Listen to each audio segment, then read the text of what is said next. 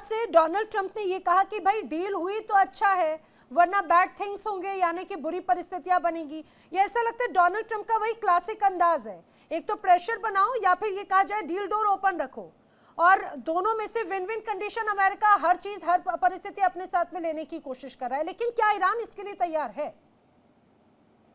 देखिए, ईरान के लिए उसका जो बैलिस्टिक मिसाइल का प्रोग्राम है वो उसके लिए डेटरेंस के जैसा है, और ईरान का जो न्यूक्लियर वेपन प्रोग्राम 15 वर्ष पीछे ऑलरेडी चला गया है, और उसके जो 3 जो न्यूक्लियर जो सबसे बड़े ठिकाने थे उसको अमेरिका ने जाहिर है कि उसको तबाह बर्बाद कर दिया है। और ईरान के जो टेरर प्रॉक्सीज हैं उनको भी इजराइल और अमेरिका और इजराइल ने विशेष रूप से बड़ी कार्रवाइयां करते हुए ध्वस्त कर दिया है।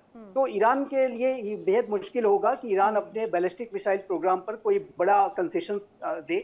लेकिन मेरा ऐसा मानना है कि यूनाइटेड स्टेट्स ऑफ अमेरिका और इजराइल की ईरान के संदर्भ में वर्तमान स्थितियों में सबसे बड़ी मंशा ये है कि वो इस्लामिक रिजीम को कैसे अधिक से अधिक कमजोर किया जाए और इसका कोलैप्स कराया जाए, इसका पतन कराया जाए। यही अमेरिका और इजराइल की सबसे बड़ी मंशा है, और इसको हासिल करने के लिए वो अगर प्रोवोकेशन का भी सहारा लेना होगा, कहीं भी अमेरिका को कोई अपॉर्चुनिटी मिलती है, ईरान ने अगर कुछ ऐसे मिस स्टेप्स लिए तो उसका इस्तेमाल करते हुए अमेरिका उसके प्रिटेक्स्ट पर एक बड़ा हमला कर सकता है। लेकिन एक बात मैं स्पष्ट रूप से मीना जी कहना चाहता हूँ, जहां तक बूट्स ऑन द ग्राउंड के ऑपरेशंस हैं, लार्ज स्केल ग्राउंड अटैक की बात है, तो मुझे नहीं लगता कि अमेरिका ऐसा करने जा रहा है। अमेरिका एक large scale aerial strikes conduct कर सकता है। ऐसा नहीं करेगा, क्या वजह है उसकी? रीजन बहुत स्ट्रेट एंड सिंपल है कि यूनाइटेड स्टेट्स ऑफ अमेरिका के जो पिछले अनुभव बूट्स ऑन द ग्राउंड के ऑपरेशंस के रहे हैं वो अच्छे नहीं रहे हैं। अभी आप देखिए, इराक में 2003 में उन्होंने सद्दाम हुसैन की रिजीम को तो टॉपल कर दिया, सद्दाम हुसैन को कैप्चर भी कर लिया गया, उसे बाद में फांसी भी दे दी गई। लेकिन अमेरिका को वहां पर अपने बूट्स ऑन द ग्राउंड के ऑपरेशन का जो क्लोजर है उसको करने में 1 दशक का लगभग समय लगा, और 4400 अमेरिकी सैनिकों ने अपनी जानें गंवाई कम से कम, और कितने तो उसमें घायल हुए और कितने के हाथ कटे पैर कटे वो अलग आंकड़ा है। उसी तरीके से तालिबान की रिजीम को तो अमेरिका ने अपने ऑपरेशंस के माध्यम से, अपनी ट्रूप्स के माध्यम से, ग्राउंड ऑपरेशंस के माध्यम से तो टॉपल किया और उसको समाप्त कर दिया। और लेकिन अमेरिका को अफगानिस्तान से निकलने में 20 वर्षों का समय लगा, और निकले कैसे? रातों रात वहां से भागना पड़ा, अपना सारा साजो सामान छोड़ छाड़ करके भागना पड़ा। तो ये जो पूरी अमेरिका के बूट्स ऑन द ग्राउंड के ऑपरेशंस के जो पिछले अभी अनुभव रहे हैं पिछले 2-3 दशकों के, वो अच्छे नहीं रहे। वैसे भी पहले भी आप वियतनाम वॉर को भी ले सकते हैं।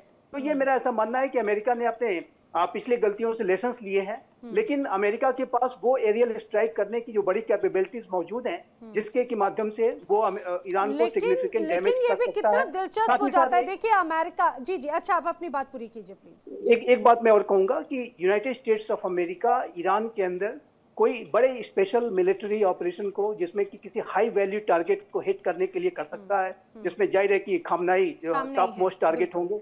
और उसके अलावा यूनाइटेड स्टेट्स अमेरिका ने 3 जनवरी 2020 को बगदाद में ईरान की IRGC के कुछ फोर्सेस के टॉप कमांडर कासिम सुलेमानी को जिस तरीके से एलिमिनेट किया था, उस तरीके के ऑपरेशन भी अमेरिका कर सकता है। ड्रोन स्ट्राइक के माध्यम से अमेरिका किसी हाई वैल्यू टारगेट को हिट कर सकता है। तो ये जो ऑप्शंस हैं, टारगेट जो है मुख्य खाम नहीं है, इसमें कोई शक नहीं, क्योंकि ये कहा जाए रिजीम चेंज करना तो उनकी एक तरह से मंशा ही है, डोनाल्ड ट्रंप हो या अमेरिकी डीप स्टेट्स तमाम एजेंसीज की।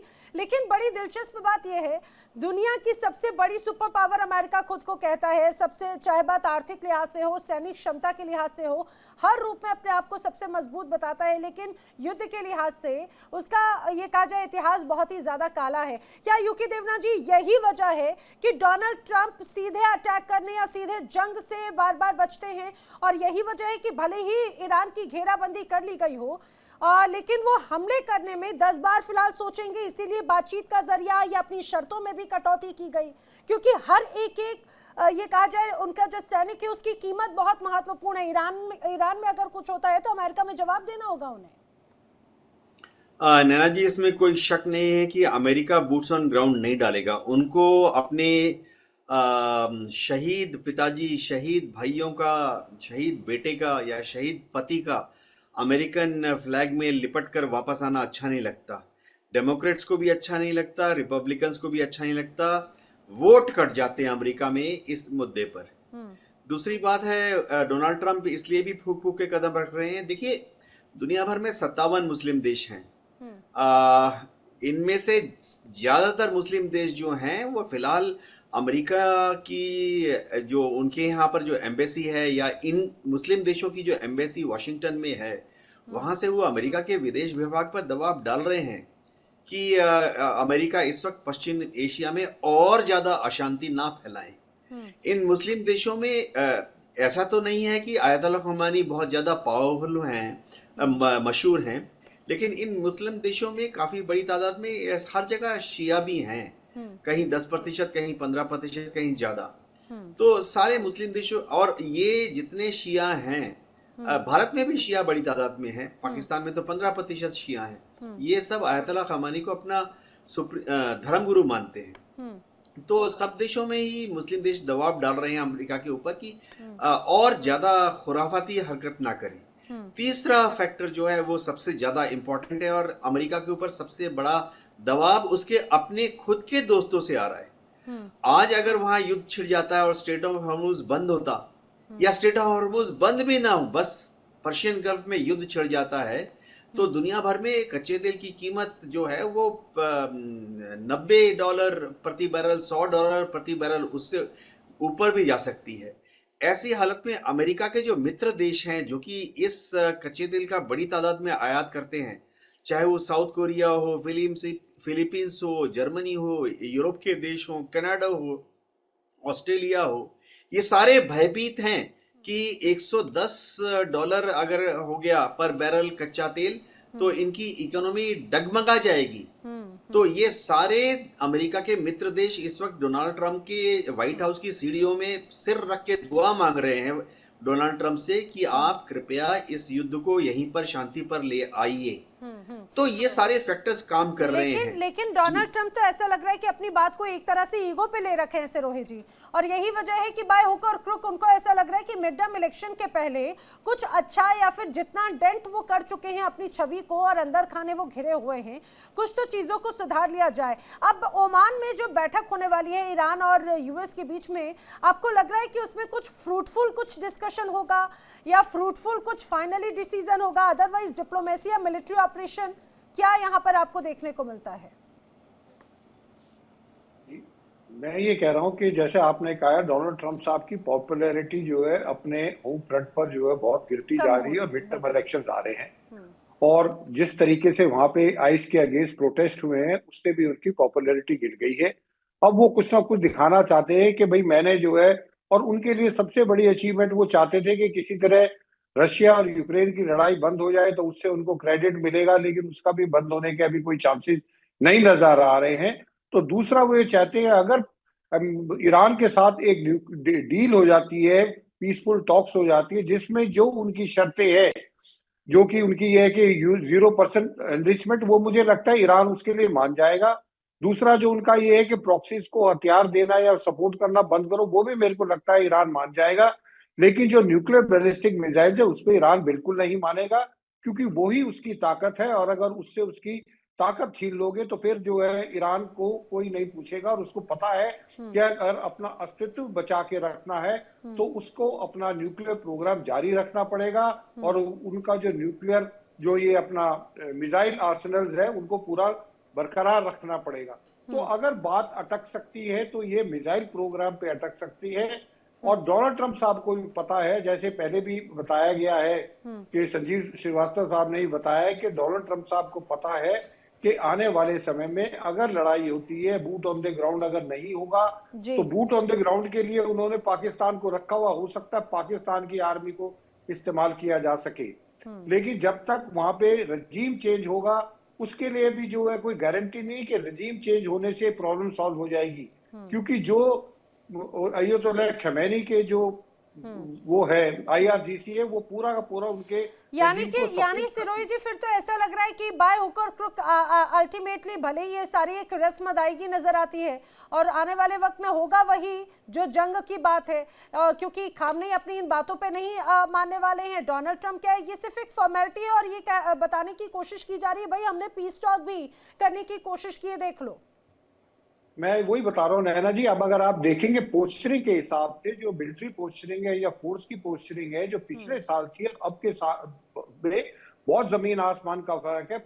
जो अमेरिका ने ईरान के ऊपर पूरी चारों तरफ से जो अपनी तैयारी पूरी की हुई है, तो जो इतना बिलियंस ऑफ डॉलर जो खर्च हो रहे हैं अमेरिका के सिर्फ लड़ाई की तैयारी में, उसकी भरपाई अगर वो वापस ये चले गए बिना जो है कुछ हासिल किए हुए, तो डोनाल्ड ट्रंप साहब को तो और ज्यादा मुश्किल हो जाएगी। तो डोनाल्ड ट्रंप साहब बाय हुक और डोनाल्ड ट्रंप साहब एक इगोइस्टिक आदमी है। वो अपनी, आप देखिए उनके जो भी भाषण है उसमें हमेशा जो थ्रेटनिंग लैंग्वेज यूज करते हैं, उसमें अपनी ईगो को जाहिर करते हैं। अभी भी जब वो पीस की टॉक कर रहे हैं तो वो कह रहे हैं कि या तो पीस टॉक होगी, नहीं तो very bad thing will happen. तो बैड थिंग का मतलब ये है कि जो है लड़ाई होगी। तो मुझे लगता है कि ये पोस्टरिंग जिस तरीके से जो की गई है अमेरिका के मिलिट्री फोर्सेस की, उसके हिसाब से जो they are waiting for the right moment कि किस समय स्ट्राइक करना है। और वो इजराइल ने भी कहा है कि हम आपको बताएंगे आप कब स्ट्राइक करेंगे। तो ये इस तरीके से पीस टॉक्स का तो एक बहाना है। पीस टॉक्स पिछले साल भी हो रही थी, पीस टॉक्स होने वाली थी, और उस पीस टॉक से पहले ही जो है अमेरिका ने जो है मिडनाइट हैमर के हिसाब से जो ऑपरेशन टांग दिया था। तो अमेरिका की कोई ट्रस्ट वर्दी नहीं है और दोनों के बीच में ट्रस्ट डेफिसिट है। तो अभी कुछ नहीं कह सकते कि क्या होगा, पर मुझे लगता है कि आखिर में जो है अगर इजराइल नहीं माना अपनी मिसाइल प्रोग्राम को बंद करने के लिए, तो मुझे लगता है डोनाल्ड ट्रंप के पास कोई ऑप्शन नहीं है, वो अटैक करेगा। ईरान अगर नहीं मानता है तो बिल्कुल इसमें कोई शक नहीं।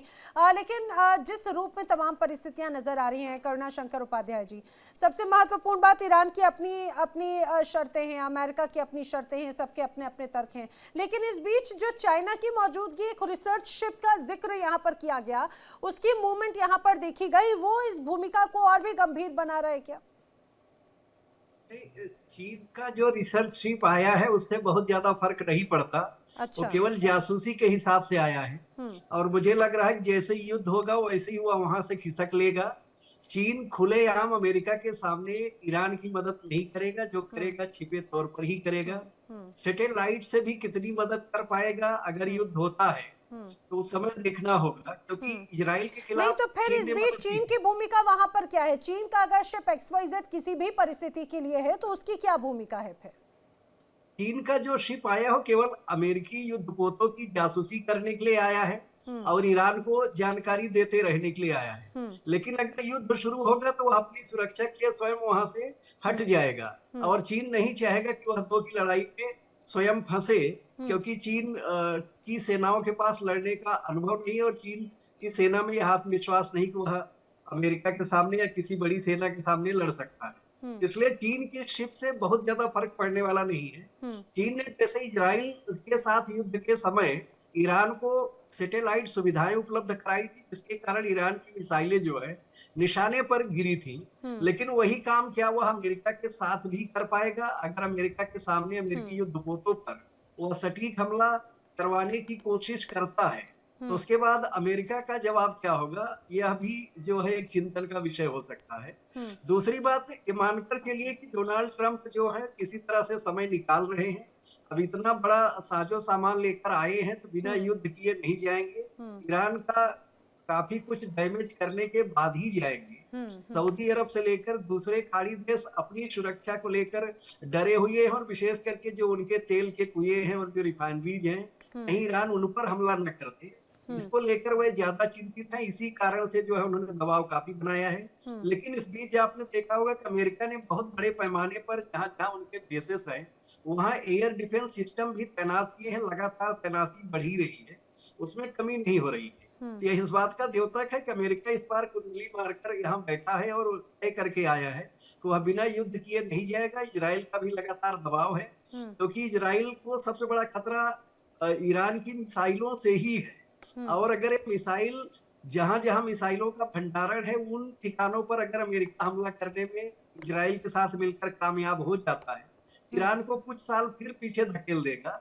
उससे इजराइल को कुछ समय के लिए सुरक्षा उसकी सुनिश्चित हो जाएगी। तो कहीं ना कहीं डोनाल्ड ट्रंप वही करेंगे जो इजराइल चाहेगा। इजराइल की इच्छाओं का उनके ऊपर बड़ा प्रभाव है। और दूसरा जो ईरान का तेल भंडार है उस पर डोनाल्ड ट्रंप की नजर है, जैसे वेनेजुएला पर वही उन्होंने बात है ना कि करुणा शंकर जी, खासतौर से अमेरिका के लिए तो ये लगता है कि संसार में कोई भी अगर अच्छी चीज है तो उस पर वो अपना एकाधिकार जमाने की कोशिश करता है। लेकिन आशीष जी, जिस तरह से हमने अलग अलग देशों की भूमिकाओं की बात की, चीन का यहाँ पर अगर एक निगरानी या रिसर्च शिप नजर आता है, उनके अपने पर्सनल इंटरेस्ट हो सकते हैं, इजराइल को लेकर अपने एक पर्सनल इंटरेस्ट है ही, लेकिन तुर्की का भी जिक्र यहाँ पर जरूर करना चाहिए। सबसे महत्वपूर्ण बात यह है कि तुर्की का अपना पर्सनल इंटरेस्ट है, ये भी कहा जा रहा था बीच में, क्योंकि जो मैं पढ़ रही थी, ईरान के पास में लगभग 450 किलो संवर्धित यूरेनियम है और तुर्की ये चाहता था कि ईरान अपना ये यूरेनियम अंकारा भिजवा दे, क्योंकि इतनी बड़ी मात्रा अगर है तो उससे 40 से ज्यादा परमाणु हथियार तैयार किए जा सकते हैं। लेकिन ईरान चाहता है कि भाई अगर ऐसी परिस्थिति बनी तो वो रूस को जरूर इसको शिफ्ट करना चाहेगा। हाँ, तो इसको जहां तक जानकारी उपलब्ध है ओपन सोर्सेज से, इस ऑप्शन को ईरान ने कल किसी वक्त रूल आउट कर दिया है कि हम अपना N60 लेवल तक एनरिच्ड यूरेनियम, जिसको थोड़ा और एनरिच करके वेपनाइज किया जा सकता है, उसको कंट्री से बाहर ले जाना will be a damage to our sovereignty, trust factor, international face.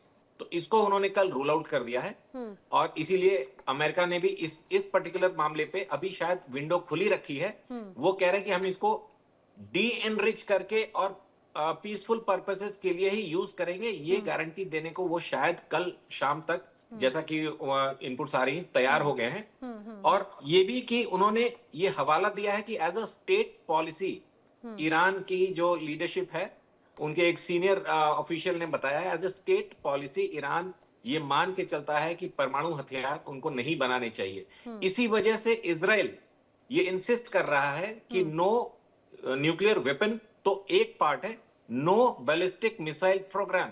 Her word का नया ना एक मतलब होता है। शुरू में इन्होंने बोला था नो न्यूक्लियर वेपन, अब ये कह रहे हैं no nuclear programme, abandon your nuclear programme, which is a much wider thing. इसी तरह बैलिस्टिक मिसाइल प्रोग्राम समझाइए कि न्यूक्लियर वेपन और न्यूक्लियर प्रोग्राम अगर बोला जा रहा है, हमारे लिए तो एक साधारण से शब्द है, लेकिन उसका डीप अर्थ है क्या आखिर? जी, nuclear programme encompasses any kind of enrichment of plutonium, uranium, जिसको मल्टीपर्पस यूज किया जा सकता है। उसी एलिमेंट को वेपनाइजेशन के लिए यूज कर सकते हैं, उसी को न्यूक्लियर पावर जनरेट करने के लिए, जो कि दोनों एकदम अलग अलग चीजें हैं। हाँ, उसकी जो रिफाइनमेंट होती है, उसकी जो एनरिचमेंट होती है उस यूरेनियम की, प्लूटोनियम की, वो 60 के बाद ट्राइफिकेट होती है कि वो किस पर्पस में यूज होगा, एक्सप्लोजन के लिए यूज होगा या न्यूक्लियर रिएक्टर जिससे न्यूक्लियर पावर जनरेट होता है फॉर पीसफुल पर्पसेस। इस वजह से उनका पूरा न्यूक्लियर प्रोग्राम ऑब्लिटरेट कराने का एक इनिशियल डिमांड था और उसके बाद उन्होंने स्टेप डाउन किया कि न्यूक्लियर वेपन ना रखें या एनरिच न्यूक्लियर ना रखें, यूरेनियम ना रखें, उनको बाहर शिफ्ट किया जाए। इसको ईरान ने मना कर दिया है और उन्होंने कहा है कि वेपन तो हम बनाते ही नहीं है, लेकिन हमारा nuclear programme is for peaceful purpose and we want to continue. We are okay with your inspection teams की समय समय पर आके IAEA या कोई इंटरनेशनल बॉडी इंस्पेक्ट कर ले कि हमारे न्यूक्लियर प्रोग्राम में क्या हो रहा है, क्या हम वेपनाइज करने जा रहे हैं। इसके लिए उन्होंने पार्शियली एग्री कर लिया है। लेकिन उनका बैलिस्टिक मिसाइल प्रोग्राम, उस मिसाइल के ऊपर छोटे छोटे वॉरहेड से वो इजराइल के ऊपर, देखो ये बैकग्राउंड में ना, Trump is trying to also align with his far right Republicans. America में जायोनिज्म वर्सेस इंतिफादा की जो लड़ाई चल रही है, फॉर ऑल पावरफुल ज्यू state, independent Jewish state of Israel को रेगुलराइज कराना, उसको लेजिटिमाइज कराना, और ये जो इंतिफादा है कि finish the Jews from this planet, इसके लिए रिपब्लिकन्स और फार राइट यूएस के बहुत ज्यादा स्ट्रांग है। और धीरे धीरे वहां के लिबरल्स या फार लेफ्ट अमेरिका में, जबकि ट्रंप साहब ने तो लंदन के मेयर को भी कोई टेररिस्ट या कुछ बोल दिया था, उनके अपने यहाँ पे इलेना ओमार और AOC वगैरह जो फार लेफ्ट डेमोक्रेट्स हैं, इन सारी चीजों का भी एक बैकग्राउंड बैक चैनल एक्टिविटीज हो रही हैं, जिसको Trump is not such a small thinker, let us give him. वो इस समय ईरान को अगेंस्ट द वॉल पुश कर रहा है ताकि ईरान रिटेलिएट करे। इससे वो जस्टिफाई करेंगे अपने एग्रेशन को, अमेरिका जस्टिफाई करेगा। और ये भी इनपुट कल रात को आई है, अगेन सोर्सेज आर मल्टीपल, जिसमें वो कुछ स्पेशल फोर्सेस, ग्राउंड फोर्सेस को मोबिलाइज किया है इन द गल्फ, ये हो सकता है कि वो इनको पुश करते रहें, और इसी वजह से कल रात को जो ईरान ने बोला है कि अब ये बायलैटरल होगा, बिकॉज उनको लग रहा है कि पीछे अगर वही टीम जो ईरान से बात करने वाली थी अमेरिका की, वही टीम अगर इजराइल में जाके पहले बात कर रही है, तो वो थर्ड पार्टी से इसलिए नहीं डर रहे हैं कि उसमें ओमान क्या करेगा, टर्की क्या करेगा। उनको डर है कि इजराइल की जो पॉइंट्स हैं, जो डिमांड्स हैं, क्लॉजेस हैं, वो अमेरिका अभी से इंक्लूड ना कर दे। नैना, हाँ, और देखिए यानी कि कुल मिलाकर ये कहा जाए कि नजरें जो हैं वो तो 2 दिन बाद जब 6 नवंबर को, माफ कीजिए 6 फरवरी को जो बैठक होने वाली है, उस बैठक को लेकर नजरें जरूर यहाँ पर टिकी हुई हैं कि आखिर उस दौरान क्या हो सकता है। लेकिन संजीव जी, अगर मान लीजिए 1% भी ये जो सो कॉल्ड पीस टॉक है, जिसे हम पीस टॉक ही नाम दें, ये जो सो कॉल्ड पीस टॉक है, अगर ये किसी वजह से ये कहा जाए कि उसमें सामंजस्यता नहीं बन पाती और ये फेल हो जाती है, तो क्या ट्रिगर हिट होने का वक्त आ जाएगा? क्या बहुत जो परिस्थिति जिसका हम डर, एक तरह से डर था पूरे संसार को, वो सिचुएशन क्रिएट हो जाएगी? देखिए नैना जी, ईरान की जो इस्लामिक रिजीम है उसके लिए एक लास्ट चांस है।